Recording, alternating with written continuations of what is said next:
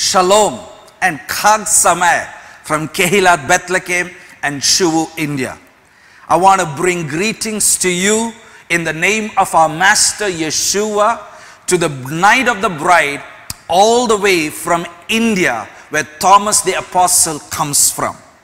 Rabbi Shaul, in his letter to his disciple Titus, in Titus chapter 2, verses 11 through 14, it says over there, "For God's grace, which brings deliverance, has appeared to all people." Verse 12, it teaches us, the grace of God teaches us to renounce godlessness and worldly pleasures and to live self-controlled, upright and godly lives now in this age, while continue to expect the blessed fulfillment of our certain hope, which is the appearing of the Shekinah of our great God and the appearing of our deliverer, Yeshua the Mashiach.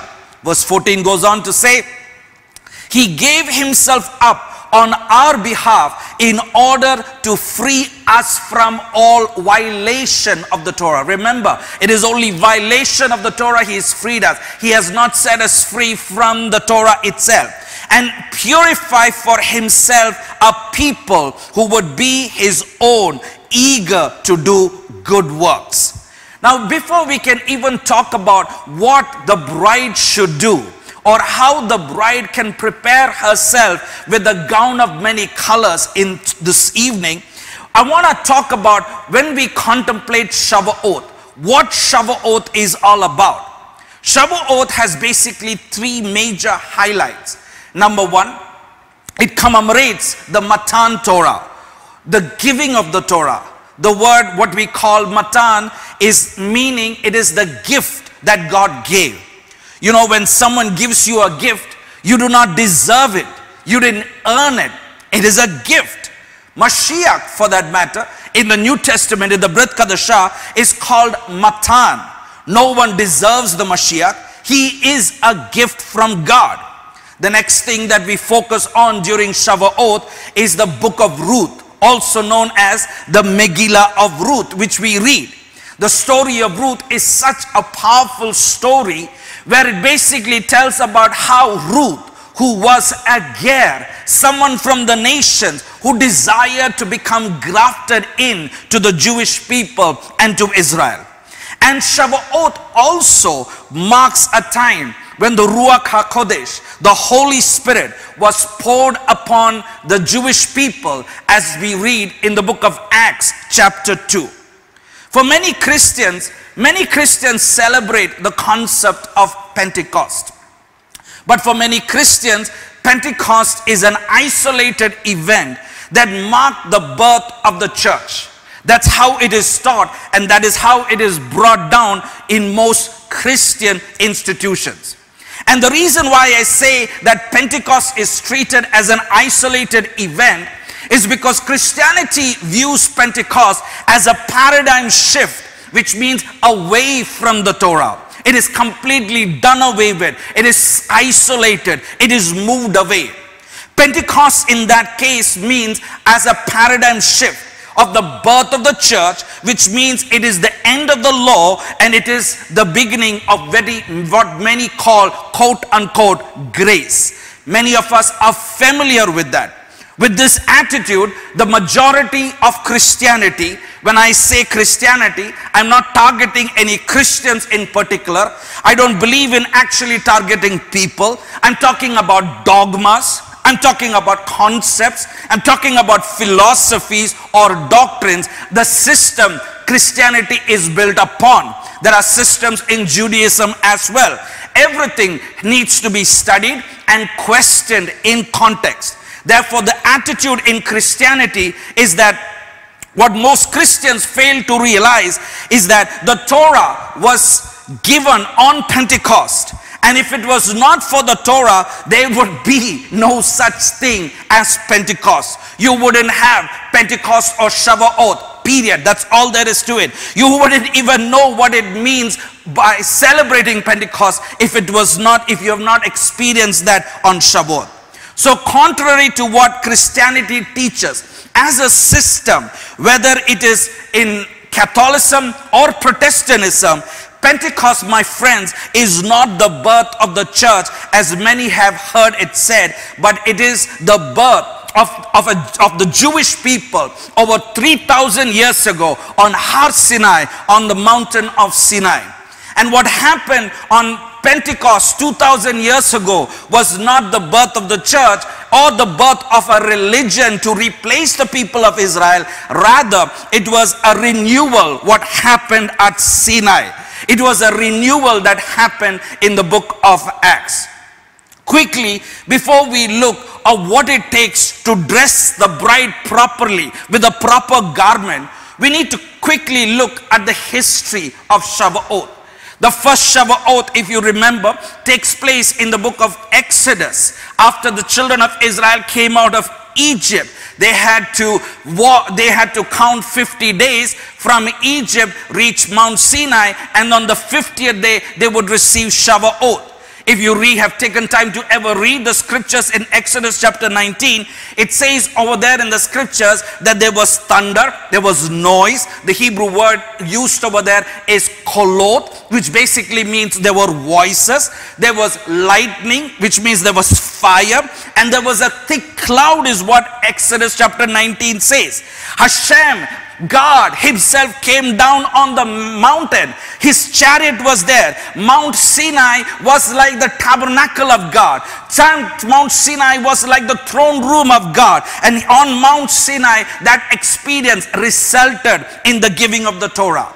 Now if we see fast forward 2,000 years ago in the New Testament, in the Brit Chadashah, 2,000 years ago in the holy city of Jerusalem, the Brit Chadashah tells us in the book of Acts of the Apostles, on Shavuot, the Spirit of God, the Ruach HaKodesh, the Shekinah descended upon Mashiach's disciples, the Notzri, and it resulted, as we read, as the salvation of many Jewish people.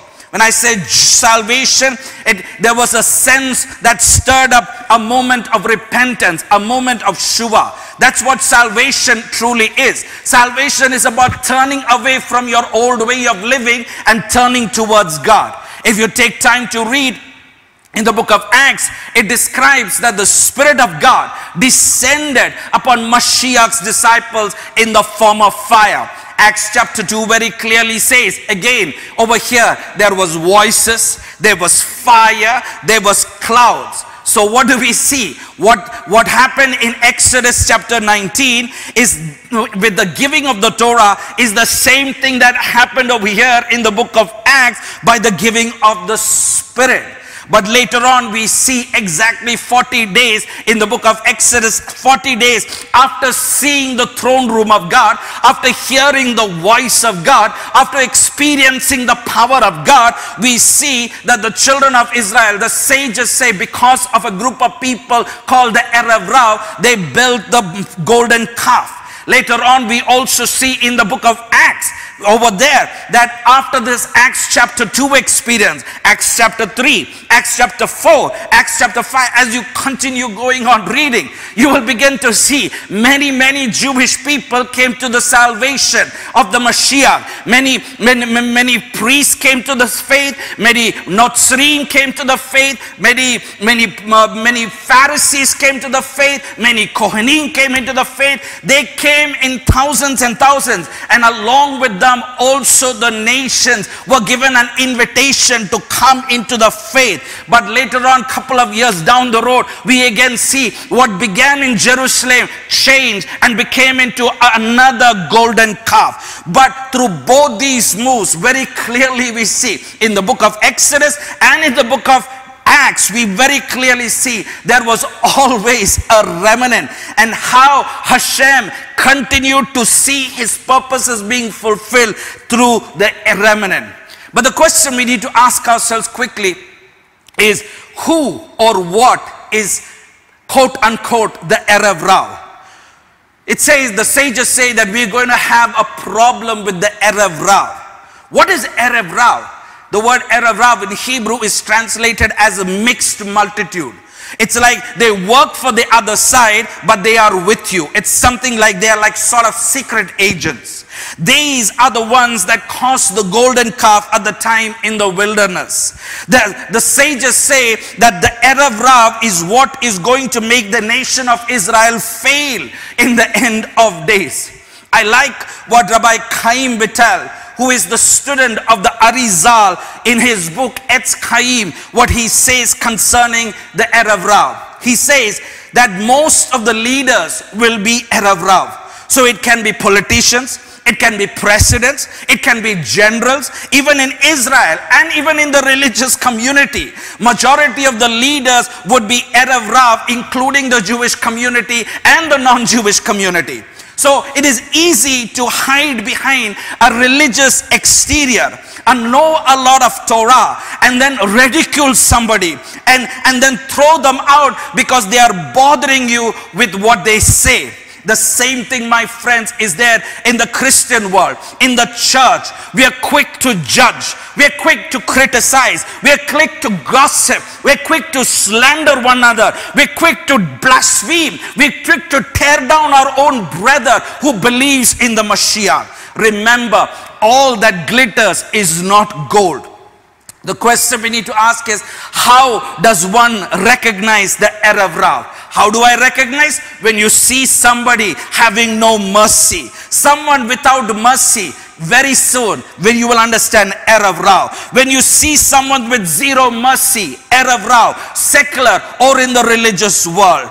Somebody who has some type of soul, some type of neshama will have mercy. Somebody who is ruthless, who is only focused upon my agenda, either secular or spiritual, that's Erev Rav. We need to keep our eyes and mind open. You know what's the problem? We are all righteous souls, but we all follow like sheep. Erev Rav, we follow, we don't use our brains, we don't want to think, we just want to follow the crowd. At the time of the golden calf, there were only a few thousand people, but everybody followed. Why do you think they got stuck in the desert, in the wilderness? Why do you think that Hashem wanted to destroy them? Some of us might say, but don't you know, the God of the Bible is a God of mercy. He is a God of love. He does not want to punish anybody, right? They worship, friends, remember, they worship the golden calves 40 days later after seeing God with their own eyes. We just need to listen what comes out of our mouth. What comes out of our mouth, especially those of us who claim to have an Acts chapter 2 experience. Just remember, just look at what comes of your mouth. What words that you use to speak. Hashem told Moshe, I'm going to destroy this nation. But some of us will say, but he's a God of love, right? But friends, I want you to know, I'm not saying anything bad about Hashem. All that I'm saying is that we should not be naive. We should not be gullible. We should not be foolish and say that we can do whatever we want because God is nice to us. Remember what Rabbi Shaul, what was his recommendation to Titus? Once again, let's read Titus chapter 2 verses 11 and 12. He says, Rabbi Shaul says, for God's grace which brings deliverance has appeared to all people, and the grace of God has now taught us to renounce godlessness and worldly pleasures and to live self-controlled, upright, godly lives now in this age.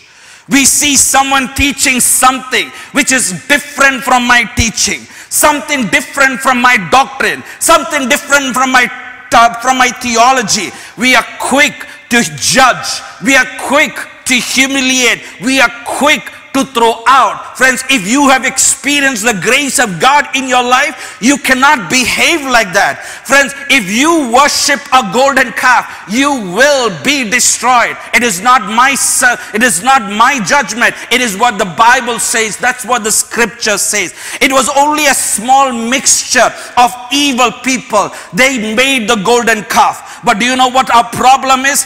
Everybody went after them like sheep.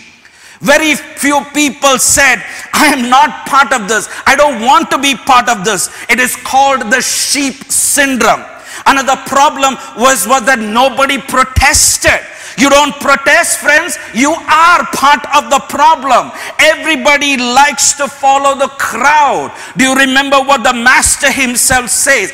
Go in through the narrow gate, for the gate that leads to destruction is wide, road is broad, and many travel it. But he goes on to say, but it is a narrow gate and a hard road that leads to life, and only a few find it. So when we hear something which we have not heard before, when we hear a new understanding of the scriptures, people are being ridiculed, people are being attacked, people are being mocked, but no one dares to open their mouth.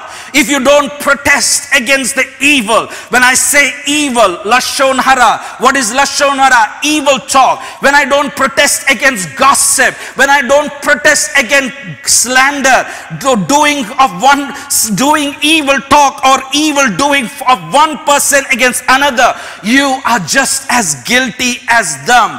If one group gangs up another group or person for no reason, and no one says anything, you are just guilty as them who have done it, because the theology sounds different or because the doctrine sounds different.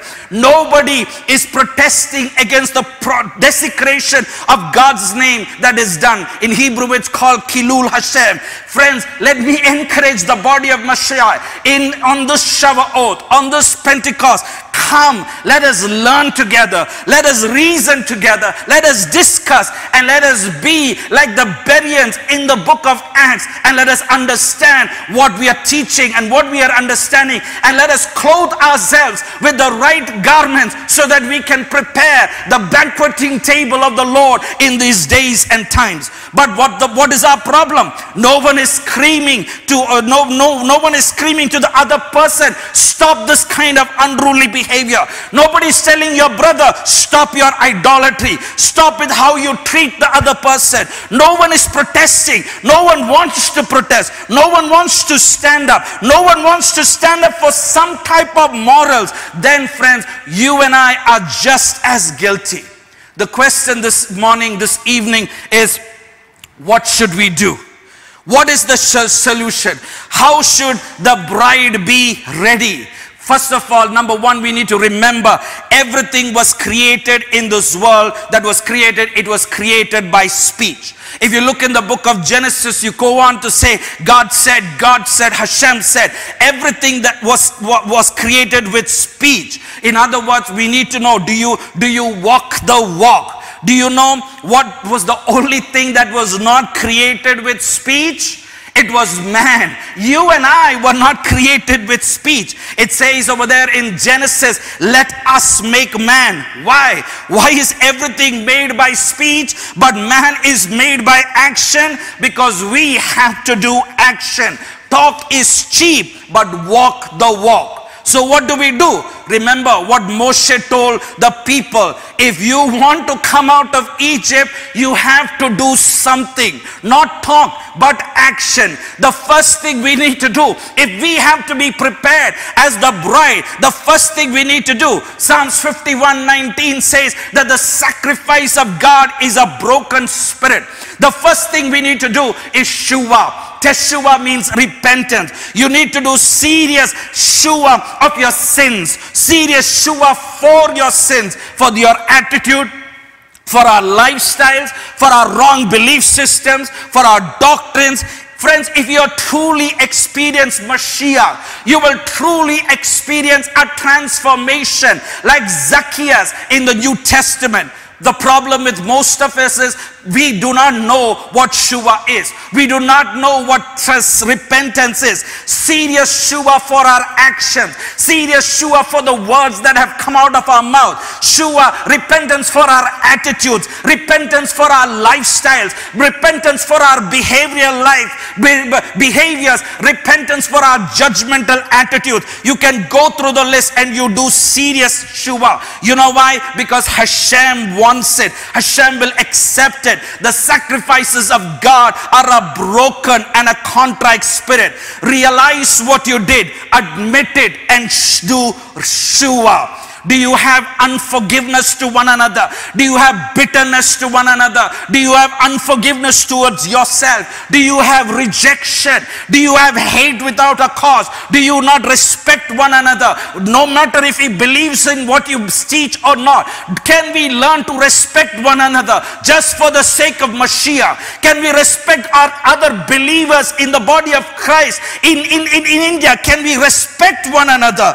We need, if we can do that and we admit our shua, we are able to serve Hashem with our whole heart. I know it is hard not to lie right now. I know it is hard not to slander this other person. I know it is hard to close my mouth when I want to say something about this individual right now. Whole heart, only God, nobody else. We don't have to say anything but focus on God. That's number one. Number two, we have to learn to lean. We have no one to lean on but our Father in heaven. Amazing. We are living at a time when Hashem is breaking every system in the world to bring the entire planet to their knees. This too, what is happening over in India and all over the world is Hashem's plan. He is the master of all puppets. The enemy is a puppet in the hands of God.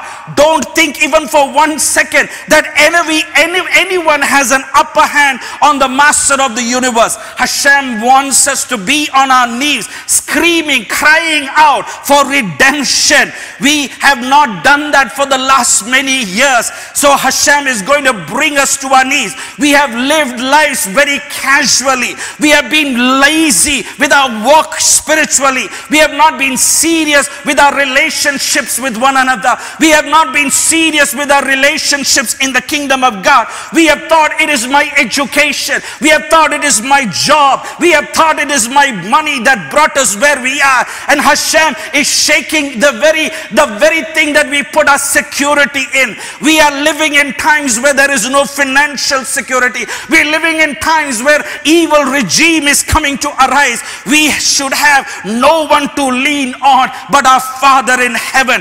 Put all your hopes on Hashem, nothing else. Hope only on Hashem by leaning on Him. We have no one to lean on but our Father in heaven. The third thing we need to do to be prepared and put on the right garment as the bride, we need to know, we have to know the power of community. We need one another. We need each other. We need to be able to connect to each other. I don't like you because you don't talk like me, walk like me, dress like me, smell like me. Stop that nonsense, my friend. We need to learn to connect with one another as the body in Christ. I'm calling the Christian world. Let us connect each other for the sake of Mashiach. No more Pentecostal, Charismatic, Methodist, Baptist, Orthodox, Sephardic, Ashkenazi, all that. If we don't connect with one another, then we are going to have a problem.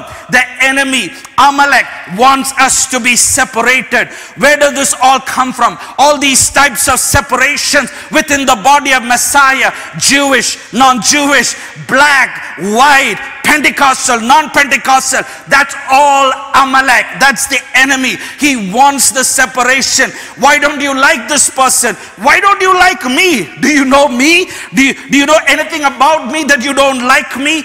There is no reason. There is power in community. The faster we get together as a community, we begin to experience the power of God like never before. The next thing, number 4, I need to connect my faith, my emunah, my trust with my body, with my physical body. I have to do physical action. I can't just go to the mountains and read and pray all day long. We have to have some actions in nature, physical actions and spiritual. Physically, what are we supposed to do? At this time, when the virus is going on with all these situations and all these bad news, what do? We need to strengthen our immune system. Stop eating junk.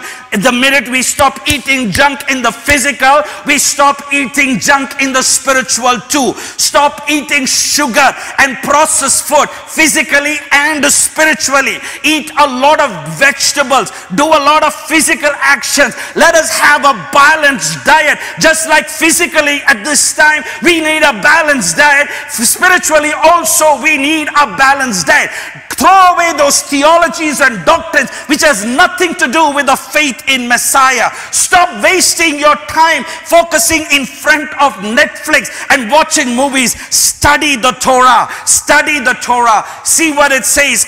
Exodus chapter 15 verse 26. Exodus 15:26. This is what the Lord said.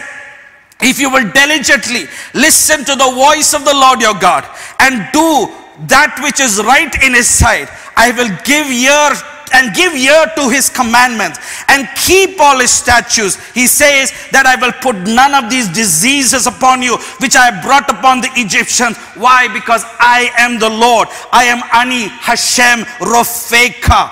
Ani Hashem Rofeka. If we can have a balanced diet physically and spiritually, we will experience Hashem like never before. Number 5, when Jacob wanted to reveal the end of days to his kids, you know what he told them? He told them in Genesis chapter 49, he says, gather yourself together in unity. No unity, we are doomed. No unity, we are doomed. That's our power is unity. No unity, we are doomed. That's the end of the story. Friends, we need to learn to be together. When we do actions, we create radio waves. We create certain frequencies. In unity, there is the power frequency of unity. I'm calling the body of Mashiach on this Shavuot to come together in unity. Together, one of the big things in our days is the 5G. With the G, I know it stands for something, but G I'm saying is God. 5, what is 5? 5 is the 5 levels of our soul, the Nefesh, the Ruach, the Neshama, the Kaya, the Yakida. Take all the 5 components of your soul and channel it like a frequency to God. If you do sins, you basically you produce low frequencies. Then Amalek can get a hold of you when you are in low frequencies. But you need to change your frequencies into high frequencies. What is the high frequency you and I have? It is not only unity, but number 6, the high frequency you and I should have is joy. It's simka, joy. Remember, it is a great mitzvah to have joy. Philippians 4 says, rejoice in the Lord always. And Shaul goes on to say, focus on things that are true, focus on things that are noble, focus on things that are righteous, focus on things that are pure, focus on things that are lovable and admirable and of some virtue, or on something praiseworthy. So what do? Have joy and focus on the right things. Do you know what it says in the end of Deuteronomy? After God gives all these 98 curses, you know how it concludes? In Deuteronomy chapter 28, it says that the reason all these curses is coming upon you is because you serve God with no joy, with no happiness, with no simka. So when you have real simka, you are producing high frequencies and the evil one has no control over you. When you have depression, you are in low frequencies. The 7th thing on how you need to prepare a gown for the bride is Revelation chapter 18 verses 1 to 5. You can read the whole, but this is all I'm trying to say. Revelation 18 verse 4 says, come my people, come out of her. Come out of unrestrained love of luxury. Come out of richness. Come out of worrying with the world. Come out of Egypt. Come out of Rome. Come out of our old justice systems. Come out of things which have nothing to do with God. Come out of our evil practices. Come out of our worldly ways of living. Come out of our evil thoughts. Come out, because that is the only way we can move forward. How do we come out? How do we change our mindset? We change our mindset by studying the Torah. Studying God's word brings change in our mind. You remember in the book of Esther, when Haman wanted to destroy the people of God, you know what he did? He closed the synagogues. He closed the yeshivot. He closed Torah learning. There was no prayer. There was no gathering. There was no community. But what did Mordecai do? Mordecai, he taught the Torah to everyone, and there was a breakthrough. What does the psalmist say? Psalms 1, it goes on to say, they that delight in the Torah of God. that if the word of God is your delight, God's word will now become your word. It will become your Torah, and on your Torah, which is God's Torah, you should meditate day and night. You remember the promise which God gave Joshua. He told that the book of the Torah, that the word of God should not depart your mouth but you shall meditate on it day and night. You shall prosper, you shall observe everything that is written. And so what happens? God will give you breakthroughs. Number 8 and last thing, what should we do to dress ourselves to be the bride of the Mashiach during these days? Number 8, we need to cut ourselves off the sheep mentality.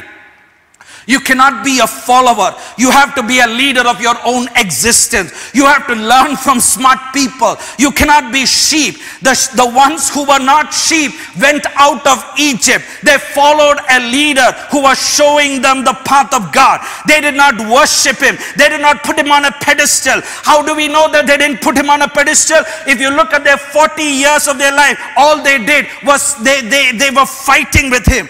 The question this day on Shavuot is, do you have a sheep mentality? Think for yourself. Operate for yourself. And when you do that, you will find out that there are other sheep that are not really sheep. That is the missing link that each of us have. If we have the sheep mentality, of course we can't sin. Of course we have to do shua. Of course we have to worship nobody except God. We have to do the Torah. But the other thing, the key to come out of exile, the key to come out of Egypt, the key to come out of Rome, the key to come out of Edom is that I'm not following the tukas of the sheep in front of me.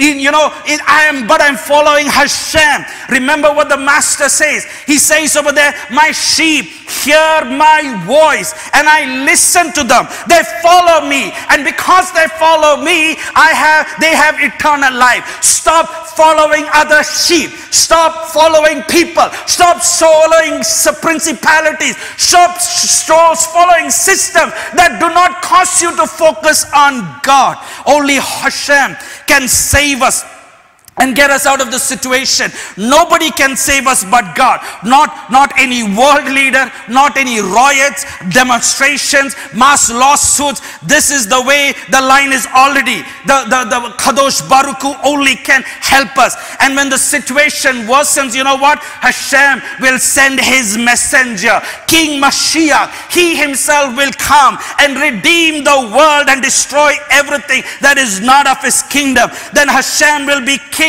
over all the earth, and on that day Hashem will be one and his name will be one. So friends, don't despair. Don't be in a state of desperation, despair and worry. But on the contrary, be happy because we are on the winning side. Remember what the master said. Do not fear those who can kill the body but are powerless to kill the soul. Rather fear him who can destroy both soul and body in hell. You cannot be in another team and expect a redemption. You have to be on the winning team. We are on the winning team because we have the master of the universe and he has given us the tools needed for us to do it. This is not a time of despair.